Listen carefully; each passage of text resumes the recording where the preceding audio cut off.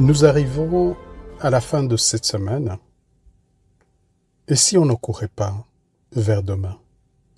Si on restait un instant ici pour sentir tout ce qui a bougé? Bienvenue dans le jour 14 de La Force de Continuer, le podcast du défi 1 million de pas.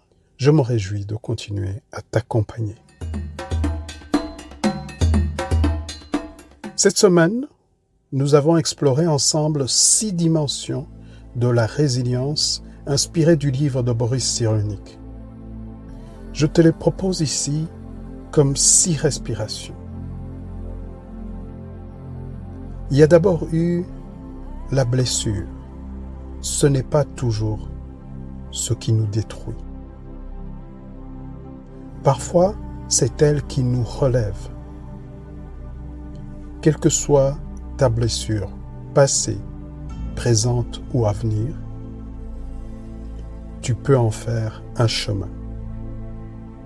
Ce n'est pas la douleur qui nous façonne, c'est ce que nous en faisons qui est important.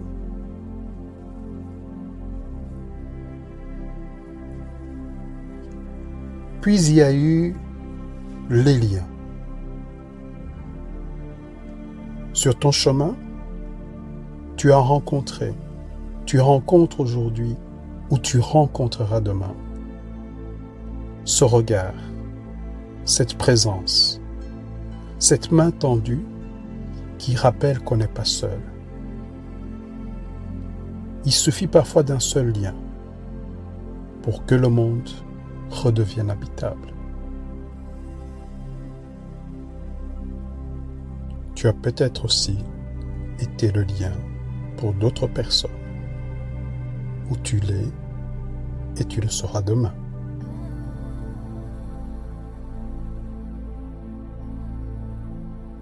Et puis il y a eu ces moments où tu as cru, où tu crois encore que tout est foutu.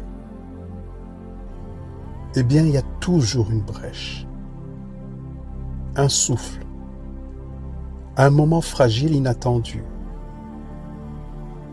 où la vie se glisse malgré tout. Ce n'est pas une issue, c'est certainement une ouverture.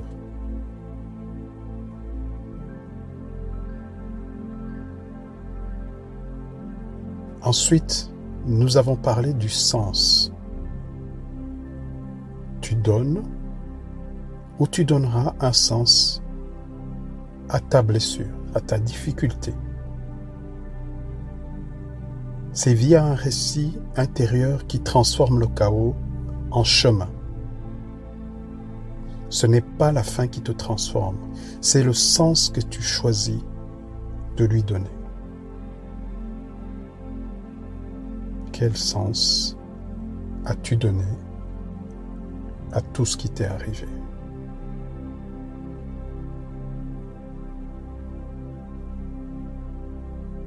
Et cela commence souvent par l'imaginaire. Tu crées ce monde intérieur qui vient et qui te tient debout quand tout vacille. Un refuge, mais aussi un tremplin. Tu sais que rêver, c'est déjà se relever. Alors rêve. Construis. Imagine. Laisse ta créativité s'exprimer.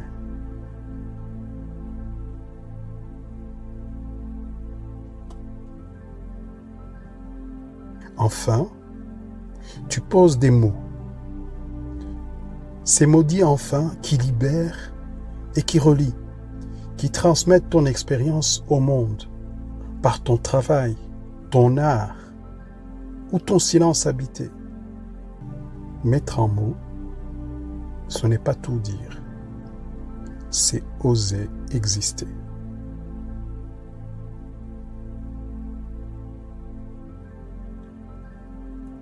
Cette semaine, en enregistrant ces épisodes, j'ai revécu des choses. J'ai marché, j'ai réfléchi, j'ai ressenti.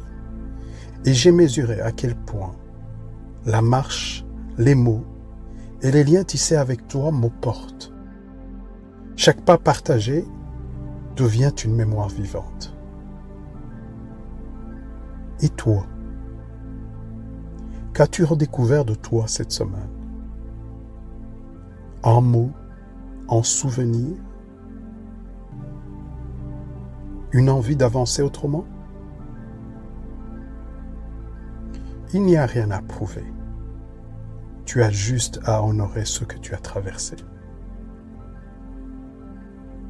Tu n'as pas besoin de tout retenir, mais si une image, un mot t'a accompagné cette semaine, alors c'est déjà une victoire de la vie sur la chute.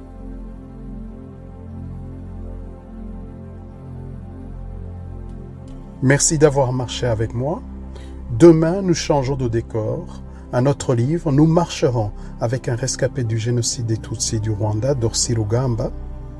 Son livre, Hewa Rwanda, est une application vivante de tout ce que Cyrulnik nous a transmis. Un autre chapitre de cette marche intérieure enracinée dans la culture rwandaise. Qu'est-ce qui fait que le Rwanda et les Rwandais se sont relevés depuis 1994? Mais pour aujourd'hui, respire. Tu es en route et c'est déjà immense. Chaque pas compte. À demain dans la force de continuer.